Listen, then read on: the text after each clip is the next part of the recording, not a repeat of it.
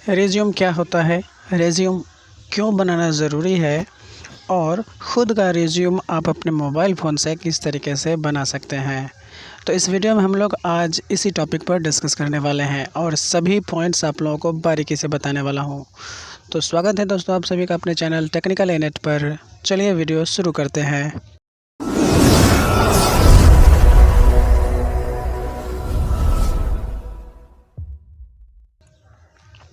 दोस्तों वीडियो शुरू करने से पहले आपसे एक रिक्वेस्ट है कि यदि आप चैनल पर पहली बार हैं तो चैनल को सब्सक्राइब जरूर कर लीजिएगा और इस वीडियो को सभी फ्रेंड सर्कल में शेयर कर दीजिएगा। सभी स्टडी ग्रुप या जो भी ग्रुप्स हैं आपके सोशल मीडिया का, सभी जगह शेयर कर दीजिएगा ताकि सभी लोग इसका लाभ उठा पाएँ। तो देखिए दोस्तों, सबसे पहले पता होना चाहिए कि आखिरकार रिज्यूम का मतलब क्या होता है, रिज्यूम होता क्या है। देखिए रिज्यूम एक फ्रांसीसी शब्द है, ठीक है, जिसका मीनिंग क्या होता है, सारांश। सारांश का मतलब तो आप लोग समझ ही रहे होंगे, ठीक है। तो देखिए रिज्यूम एक ऐसा दस्तावेज होता है जिसका उपयोग एक व्यक्ति द्वारा अपना बैकग्राउंड, कौशल तथा प्राप्तियों को दर्शाने के लिए बनाया जाता है, ठीक है। इसे कई कारणों से बनाया जाता है, लेकिन अधिकतर लोग इसे नया जॉब ढूंढने के लिए उपयोग करते हैं, ठीक है। देखिए अधिकतर क्या होता है कि रिज्यूम बनाने की आवश्यकता कई कारणों से हो सकती है, मगर दो मुख्य कारण यहाँ पर मैं बता रहा हूँ आप लोगों को। सबसे पहला तो होता है नौकरी के लिए आवेदन करना, क्योंकि पढ़ाई पूरी करने के बाद हर कोई जल्द से जल्द नौकरी पाना चाहता है और नौकरी का रास्ता रिज्यूम से होकर के जाता है। जब भी कोई नई भर्ती निकलती है तो आवेदन पत्र के साथ आवेदनकर्ता से रिज्यूम मांगा जाता है। सीधे आवेदनकर्ता को नहीं बुलाया जाता, लेकिन रिज्यूम पढ़कर ही आवेदनकर्ता को इंटरव्यू के लिए बुलाया जाता है। दूसरा मैं बता रहा हूँ यूनिवर्सिटी में एडमिशन लेने के लिए। यदि आप कोई भी प्रोफेशनल पढ़ाई करना चाहते हैं या कोर्स में एडमिशन लेना चाहते हैं तो आपको कोर्स में प्रवेश की प्रक्रिया से गुजरना पड़ता है, ठीक, और वहाँ भी आपको रिज्यूम की आवश्यकता पड़ती है, ठीक है। अब देखिए जब भी हम लोग रिज्यूम बनाने के लिए बैठते हैं, ठीक है, तो हमें पता ही नहीं होता है कि यार हम उसको किस तरीके से लिखें। सबसे पहला पॉइंट क्या लिखना है या फिर रिज्यूम जो होता है उसमें क्या क्या पॉइंट देना ज़रूरी होता है। देखिए मैंने पहले ही कहा रिज्यूम का हिंदी मतलब होता है सारांश। सारांश का मतलब ये हो गया कि आप अपने जो बैकग्राउंड है आपका, ठीक है, उस सभी का एक निचोड़ दें उस पेपर पर, जिस पेपर को देख करके व्यक्ति को पता लग पाए कि हाँ इस बंदे में ये क्वालिटी है और इसने ये कर रखा है, ठीक है। तो चलिए मैं बता रहा हूँ आप लोगों को कि रिज्यूम जो बनाना होता है तो उसमें किन किन पॉइंट्स को लिखना ज़रूरी होता है।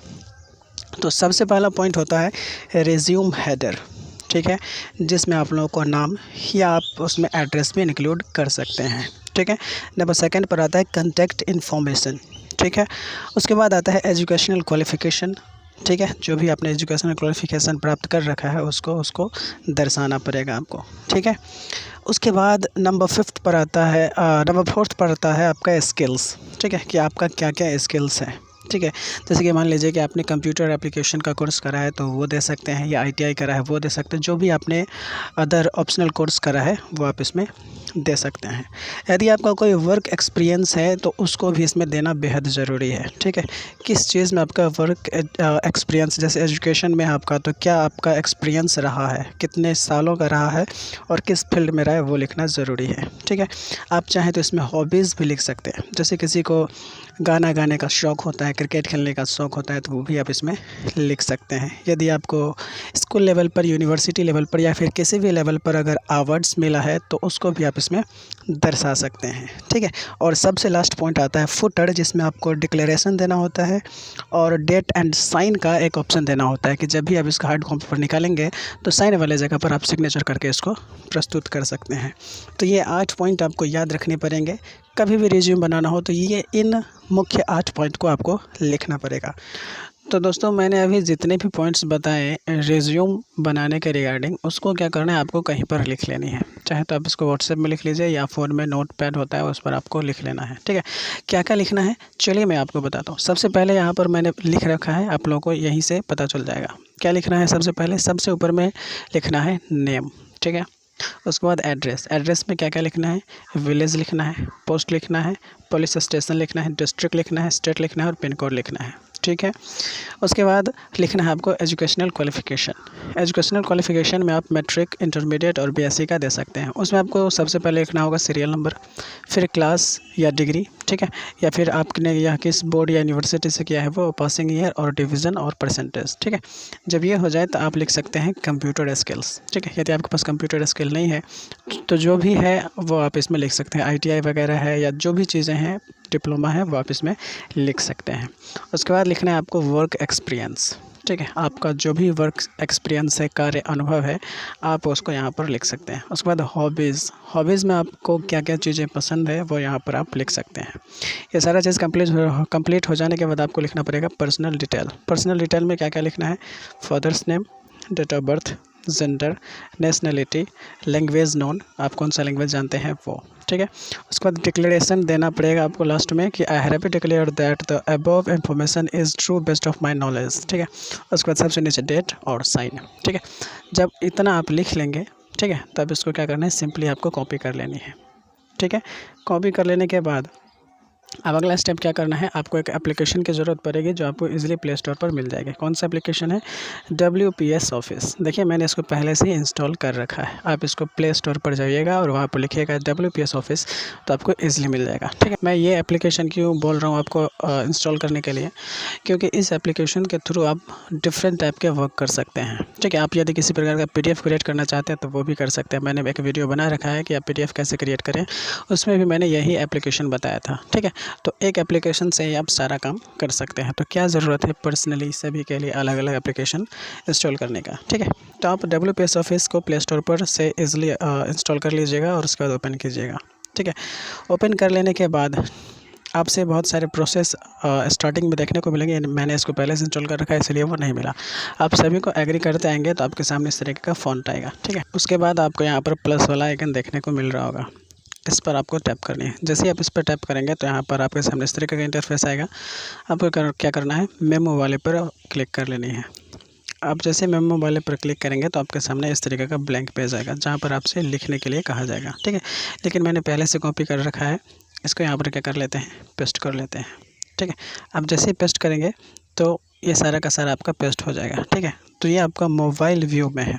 आप यहाँ पर आयताकार ऑप्शन देख रहे हैं, इस पर क्लिक करेंगे तो ये आपका एक A4 साइज़ वाले पेपर में आ जाएगा, ठीक है। लेकिन यहाँ पर देख सकते हैं आप कि ये एक पेज में ना होकर के दूसरे पेज में आ गया है। कोशिश कीजिएगा जो आपका रिज्यूम हो वो हमेशा और हमेशा कितने पेज में हो, एक पेज में हो, ठीक है। अब देखिए सबसे पहले तो आपको मैंने बताया था कि हेडर लिखना पड़ेगा। यहाँ से आप क्या कर सकते हैं, टेक्स्ट साइज़ को बड़ा कर लें। बड़ा कर लेने के बाद बोल्ड कर लीजिए यहाँ से, और यहाँ पर टेक्स्ट कलर जो भी कलर आप रखना चाहते हैं रख सकते हैं। रेड रखना चाहते हैं रख सकते हैं, इसको हाईलाइट करना चाहते हैं कर सकते हैं। और उसके बाद क्या करें, यहाँ पर लिख लीजिए आप रिज्यूम, जो आपका हेडिंग होता है, ओके। ये आपका हो गया। रिज्यूम लिख लेने के बाद आपके सामने यहाँ पर ये name, address, village, post office, ये सारा का सारा आपको भर लेनी है। उसके बाद एजुकेशनल क्वालिफिकेशन जो भी आपका मैट्रिकुलेशन का वो सारा का सारा इस तरीके से लिख लेना है। कंप्यूटर स्किल लिख लेना है, वर्क एक्सपीरियंस लिख लेना है, हॉबीज़, पर्सनल डिटेल में क्या क्या लिखना है, father's name, date of birth, ये सारा का सारा चीज़, ठीक है। यहाँ पर एक चीज़ आप गौर कर रहे होंगे कि आपका जो रिज्यूम है ये आपका एक A4 साइज़ तो ये हो गया और ये दूसरे पेपर पर आ गया है। तो कोशिश करना है कि ये एक ही पेज में रहना चाहिए। तो सिंपली आपको क्या करना पड़ेगा, ये सभी को सिलेक्ट कर लेनी पड़ेगी, ठीक है।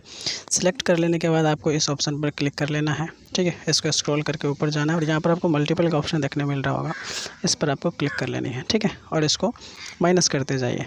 देखिए जब आप माइनस करते जाएंगे तो आप देख सकते हैं कि जब भी मैंने यहाँ पर 0.5 किया है तो ये एक पेज पर आ गया है, ठीक है। ये हमारा एक पेज पर सारा का सारा आ गया है। चलिए अब क्या करना है, जैसे कि मान लीजिए कि आपका नेम वगैरह सारा है तो इसको थोड़ा सा बोल्ड करके लिखिएगा। और जैसे मान लीजिए यहाँ से मेरा सेकंड रो स्टार्ट हुआ एजुकेशनल क्वालिफिकेशन का, तो इसको आप सिलेक्ट कर लीजिए और इसको हाईलाइट करने के लिए यहाँ से आप हाईलाइट कर लीजिए कलर दे करके, ठीक है। उसके बाद कंप्यूटर स्किल्स, ठीक है, इसको भी आप सिलेक्ट कर सकते हैं, ठीक है। सिलेक्ट कर लेने के बाद अगर आप इसको हाईलाइट करना चाहते हैं तो यहाँ से हाईलाइट कर सकते हैं ईजिली, ठीक है। इस तरीके से सारा का सारा हाईलाइट कर लीजिएगा और उसके बाद यहाँ से आप इसको सेव कर लीजिएगा, ठीक है। सेव कर लेने के बाद यहाँ पर आपको टेक्स्ट का ऑप्शन मिलेगा, इसको क्या करना है, सिंपली PDF में ले लेना है और यहाँ पर आप जो नाम देना चाहते हैं दे सकते हैं। और उसके बाद एक्सपोर्ट टू PDF पर क्लिक कर लीजिएगा। अब जैसे ही PDF पर क्लिक कीजिएगा तो ये आपका क्या हो जाएगा, PDF के रूप में कन्वर्ट हो जाएगा। ठीक है, तो उम्मीद करते हैं कि मैंने जितना भी प्रोसेस बताया सारा का सारा आपने समझा होगा। इसमें एक आता है पिक्चर ऐड करने वाला। यदि आप चाहते हैं कि पिक्चर के साथ रिज्यूम कैसे बनाएं तो हमें आप कमेंट करके ज़रूर बताइएगा, मैं वो भी तरीका आपको बता दूंगा। तो मिलते हैं अगले वीडियो में एक और नई ट्रिक के साथ, तब तक के लिए धन्यवाद।